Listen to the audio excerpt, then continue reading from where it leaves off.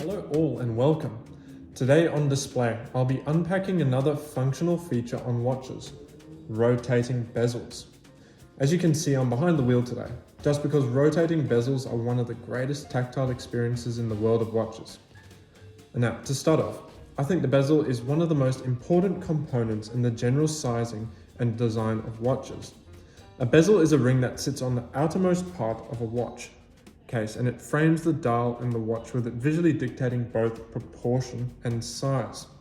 Often you'll find in the case of a dress watch that a very small bezel will allow the dial to be extended right to the outer edges of the case, making it seem bigger than it actually is. With this Lacquer Classic, it's actually only 40mm, but it wears much larger on the wrist. But bezels are more than structural components for the case holding in the crystal. They can create space on the watch interior and exterior for information to be displayed. A prime example of this is on the dive watch.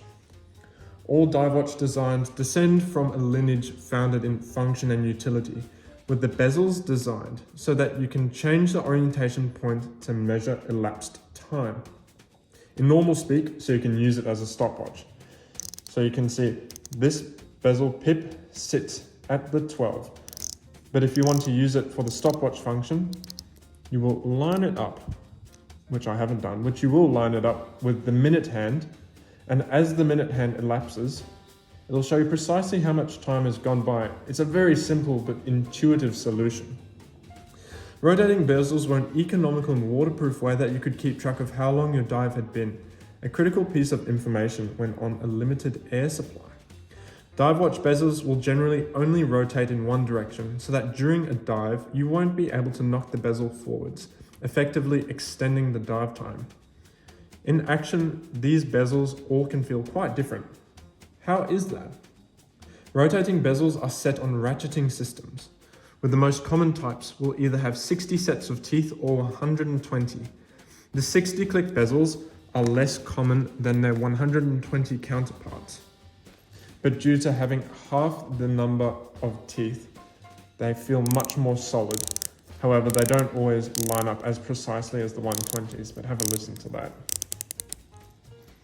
The 120s are much lighter in action, but they will be a bit more precise when trying to line it up with the minutes hand.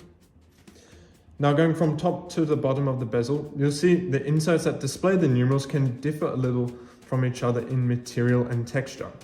There are three main materials that are used for bezel inserts these days, which are aluminium, ceramic, and steel. This Citizen ProMaster uses an aluminium bezel insert, with aluminium being the more traditional option, giving off a dull luster, with it being susceptible to scratching and fading. While ceramic, on the other hand, it's got this beautiful sheen to it, with the ceramic never being able to fade, but also being super scratch resistant. Now, the third type of bezel that we are given is the stainless steel bezel. The stainless steel bezel is not really so much a functional thing, but rather it changes the look of the watch, and is also a great resistant solution.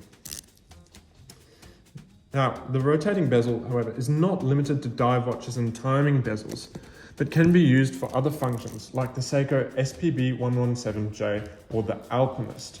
As you can see, it has an inner rotating bezel, which is actuated by the crown at the 4 o'clock, with this being a compass. You might think, well, how are you going to use a compass? But you can actually use a compass on a watch like this to find north with a quick calculation that uses the sun as its point of reference. But this changes whether you're in the northern or southern hemisphere. As you can see with this, the rotating bezel is different to a conventional dive watch, being recessed into the outer edges of the dial and operated by this crown. And inner rotating bezels are also used for specific applications in other watches, specifically pilots' watches.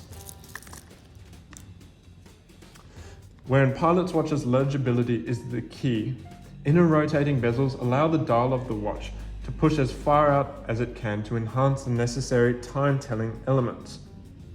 While we don't have any in the store at the moment, slide rule bezels were another very useful type of rotating bezel in pilots' watches that could calculate things like fuel consumption at a glance. These slide rules have knurled outer bezels that will rotate an inner disc, with it facilitated through friction rather than the dive watch style ratcheting system. For a few watches out there, this is a fairly prescriptive way of looking at rotating bezels. As for example, a watch that has a ratcheting bezel does not have to be a dive watch. Many watches that are just looking for the functionality of a timing bezel without the excessive water resistance of a dive watch will use it for its practicality, like this Alpina. Lastly, I just wanted to touch on taking care of rotating bezels, specifically on dive style ratcheting type. Like any other moving part on a watch, they are susceptible to corrosion, dirt, and general wear and tear. I have had it a couple times on some of my own dive watches that occasionally the bezels will lock up, giving a lot more resistance than usual.